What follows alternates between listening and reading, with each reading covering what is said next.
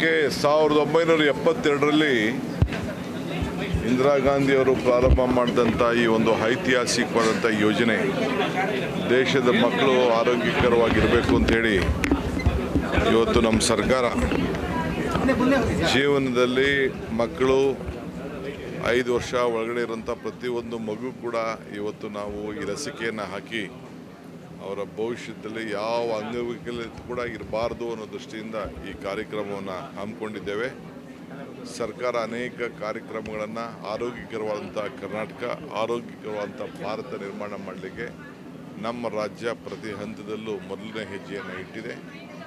So ಎಲ್ಲ ನಮ್ಮ NGOs, ನಮ್ಮ ಆರೋಗ್ಯ ಇಲಾಖೆಯ ಅಧಿಕಾರಿಗಳು, ಮೆಡಿಕಲ್ ಎಜುಕೇಷನ್ ಡಿಪಾರ್ಟ್ಮೆಂಟ್ನ ಎಲ್ಲ ಅಧಿಕಾರಿಗಳು ಎಲ್ಲ ಕೂಡ ಭಾಳ ಉತ್ತಮವಾಗಿ ಸಹಕಾರ ಕೊಡ್ತಾ ಇದ್ದಾರೆ.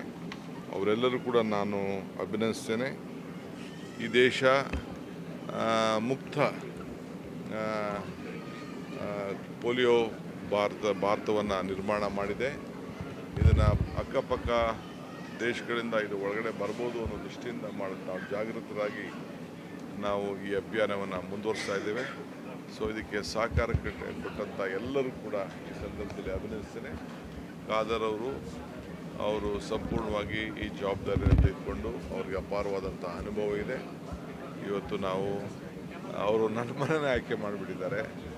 ಇರಲಿ, ಒಂದು ದೇಶಕ್ಕೆ ರಾಜ್ಯಕ್ಕೆ ಕೊಡುವಂಥ ಸಂದೇಶ ಮುಖ್ಯಮಂತ್ರಿ ಮನೆಯಿಂದನೇ ಪ್ರಾರಂಭ ಆಗಲಿ ಅಂತೇಳಿ ಅವರು ಇದನ್ನು ಪ್ರಾರಂಭ ಮಾಡಿದ್ದಾರೆ.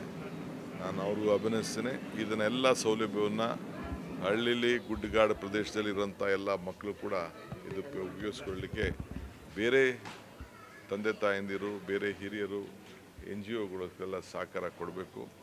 ಯಾರು ಕೂಡ ಈ ಅವಕಾಶವನ್ನು ತಪ್ಪಿಸ್ಕೊಳ್ಬಾರ್ದು ಅಂತೇಳಿ ನಾನು ಪ್ರಾರ್ಥನೆ ಮಾಡ್ತೇನೆ. ನನ್ನ ಮನೇಲೇ ಫಸ್ಟು ಜನರು ಇದ್ದರೆ ನಾವಲ್ವಾ, ಖಂಡಿತ ಲಸಿಕೆ ಇವತ್ತು ಹಾಕ್ತಾರೆ. ಮೀಡಿಯಾ ಮುಂದೆ ಅಲ್ಲ, ನೋಡೋಣ ಅದನ್ನು ನಮ್ಮ ಖಾದರ್ ಸಾಹೇಬ್ ಏನು ಮಾಡ್ತಾರೆ. ನಿನ್ನೆ ಪ್ರದೀಪ್ ಈಶ್ವರ್ ಮೇಲೆ ಚಪ್ಪಲಿ